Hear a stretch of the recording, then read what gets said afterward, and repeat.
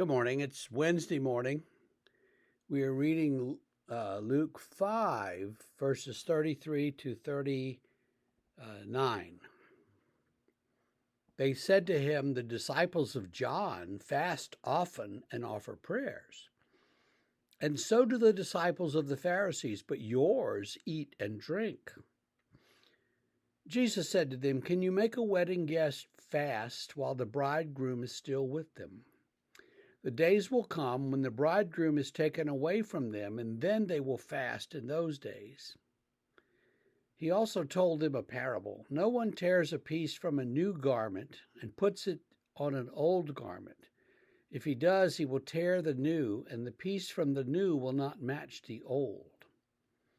And no one puts new wine into old wineskins. If he does, the new wine will burst the skins, and it will be spilled, and the skins will be destroyed.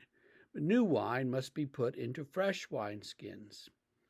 And no one, after drinking old wine, desires new, for he says the old is good."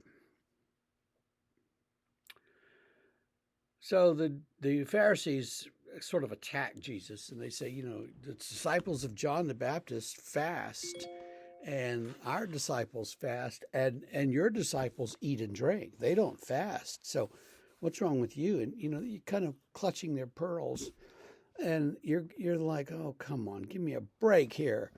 But that's what they say. And Jesus says, "Well, the wedding guests are not going to fast while the bridegroom is there and they're having a party. They'll fast later when the bridegroom is gone." Then he tells them a couple parables, and I don't know if Luke has gotten all of this straight, because he says, "No one tears a piece from a new garment and puts it on an old. If he does, he will tear the new, and the piece from the new will not match the old." I thought the issue was shrinkage, and if you put new cloth onto old cloth to patch it, and the old cloth has already shrunk, and the new piece hasn't shrunk, and so when it shrinks, it'll reopen the wound, the tear, the rip, the hole, and so you don't do that. That's not exactly where Luke goes with it, but I think that's what he's getting at. And new wine into old wineskins. The new wine is like grape juice, and it has to ferment. And if you put it in old wineskins and it starts to ferment, it'll tear the old wineskins up. So you need to put new wine in new wineskins. And then he says, "And no one, after drinking old wine, desires new, for he says the old is good." Well, I mean, how does that help the case here? Old wine is fermented and new wine is not. And so, no one wants grape juice after drinking some good wine. They'll say, "No, I want the good stuff, the old wine." So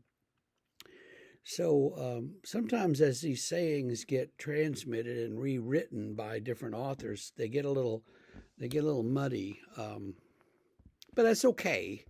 The truth of the gospel doesn't stand or fall with the grammar of some sentence about old wineskins. But you could ponder those things today and see how they speak to you, because some people will sometimes come up and say, "Oh, this verse really touched me today, and I really got something out of it." So I hope that is your day today. And the business about fasting, you can make a kind of a idol or a totem out of something like that.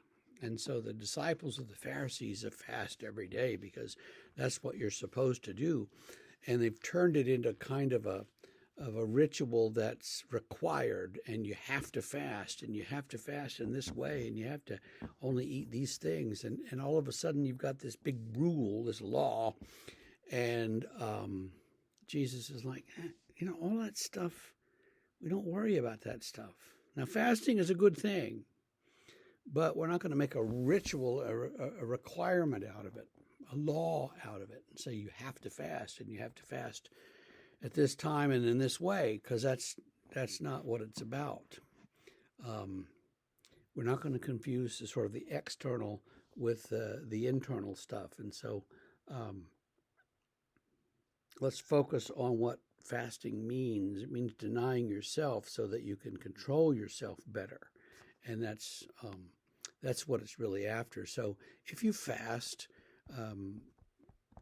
don't worry so much about the details and making it a rule and a law and a ritual that you have to follow a prescription, because you don't. Okay. Well, I hope that you have a great day, and we will see you tomorrow morning.